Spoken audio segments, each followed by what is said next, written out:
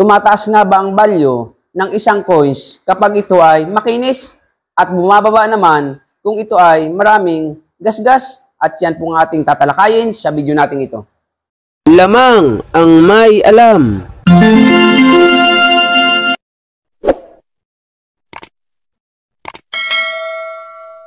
Lamang ang may alam. Pagkilais ng ginto'y eksperto po.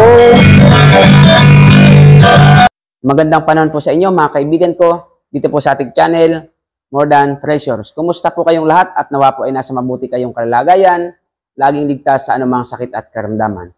Shout out po kay Clara Maris ng Taytay Rizal. So sa lahat po ng mga taga Taytay Rizal, shout out po sa inyong lahat. Sa video po natin ito ay ating sasagutin. Bibigyan pong kasagutan ang katanungan ng masugid nating taga-subaybay. Ang sabi niya, Idol, bakit po yung ibang vlogger bumibili ng ganyang coins, mababa daw pag may gasgas, pag makinis, mahal daw? Yun po ba talaga ang batayan ng pagbili? Ano po ang masasabi mo, Idol ng Bayan? So marami pong salamat sa iyong katanungan. Idol pala tayo ng bayan. Ano po? Marami pong salamat sa inyo, mga kaibigan. Hindi pa po tayo idol ng bayan sapagkat tayo po ay nagsisimula pa lamang sa atin pong YouTube. Ano po? So sa video po natin ito ay ating bibigyang kasagutan ng malinaw ang kanyang katanungan.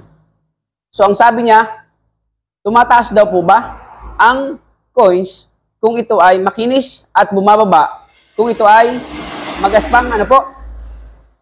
Alam niyo po ba kung ang pagmahal ng isang coins ay makinis, kung ang hanap po ng mga buyer ay coins na makinis para maging mahal, ang dapat pong hanapin nila na coins ay yung gawa po sa sapphire at gawa po sa diamond na coins. Yan po talaga, hindi yan kayang gasgasan. Kahit na po anong taon pa yan ang makalipas. Hindi po yan magagasgasan. In 1972, 1974, 2024 na tayo ngayon. Tapos ang gusto nila, coins na walang gasgas. So dapat po ay diamond na coins ang kanilang hanapin para po yan ay maging makinis. Ang totoo po niyan, ano po, hindi naman po sa kinis o hindi din po sa gaspang tumataas ang value ng isang alahas. So, ang pagbili po ng isang mga buyer, kolektor ng mga coins, hindi po kami tumitingin sa kinis ng iyong coins. Kapag ako po ay binigyan mo ng mga coins, tulad mga nagbebenta sa akin, hindi ko po tinitignan yan kung makinis o magaspang. Ano po?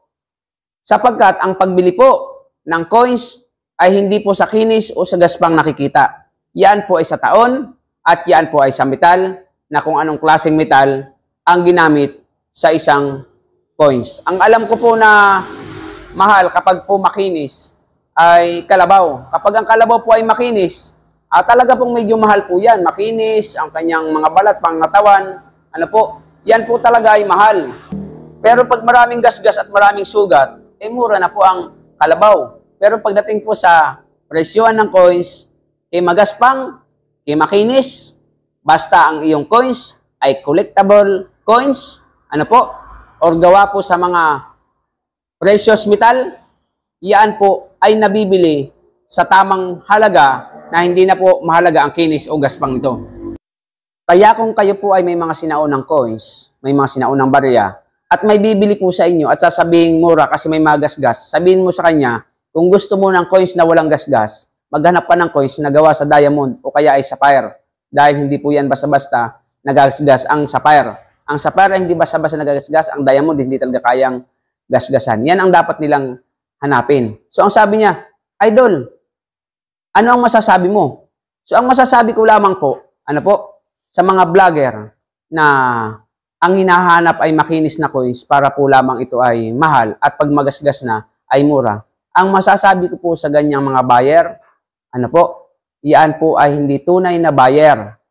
Vlogger, oo, vlogger. Pero hindi po sila tunay na buyer. Sapagkat ang tunay na buyer, Subukan nyo po, kaya ko sa inyong patunayan. Kumuha ka po ng coins lamang na nandun sa mga vlog ko na may halaga. Like for example, silver coins, gold coins, platinum coins. Kumuha ka po ng mga ganyang coins, tapos po gasgasan mo ng gasgasan.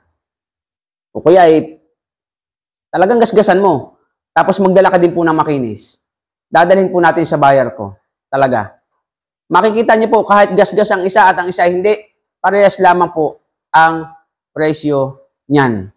Sapagkat nagmamahal nga po ang coins, hindi po sa kinis o ganda. Yan ay nagmamahal dahil sa kalidad ng kanyang pagka-metal o pagka-coins sa taon at kung gawa po ito sa mga precious metal. Kaya po, sa video po natin ito, naway may natutunan kayo na kung kayo man ay may mga hawak na coins na mga sinauna, huwag po kayong maniniwala sa bibili na ang coins po ay mura kapag may mga gasgas. May nagtanong pa nga sa akin, doon tungkol sa 1974. Ang sabi niya sa comment niya sa akin, ginawa ko daw pong bakal bote ang presyo ng 1972 at 1974. Alanganin namang bilhin ko po ng mahal. Ang katotohanan, talaga pong yan lamang ang presyo per kilo.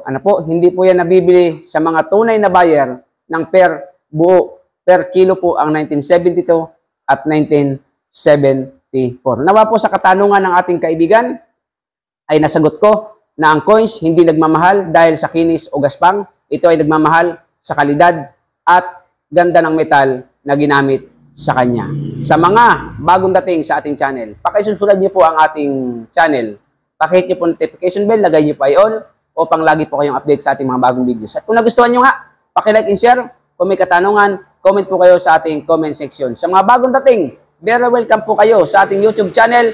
Maraming pong salamat sa inyong pagpasok sa ating tahanan at nawa ay mapasaya ko po kayo at matulungan na magkaroon ng kaalaman patungkol po sa mga treasures o mahalagang bagay sapagkat ang atin pong pamagat ay more than treasures, higit sa lahat ay ang kaalaman. Kapag ikaw ay may kaalaman, iyan po ay isang tunay na kayamanan. See you on my next video. God bless po. Lamang ang may alam. Pagkilapis ng ginto'y eksperto po. Kung sa mga tatak, sabi ko, alam ko ang peke at totoo. Ako ay isang asayan ng ginto. Alam ko ang tunay at totoo. Kung usapan ay alas lang, yan ay kaya nating patunayan. Ako ay alahero at asayan ng ginto. Alam ko ang tapak na totoo. Walang maitatago sa usapan ay ginto. Pagkat ang alahero'y eksperto sa ginto.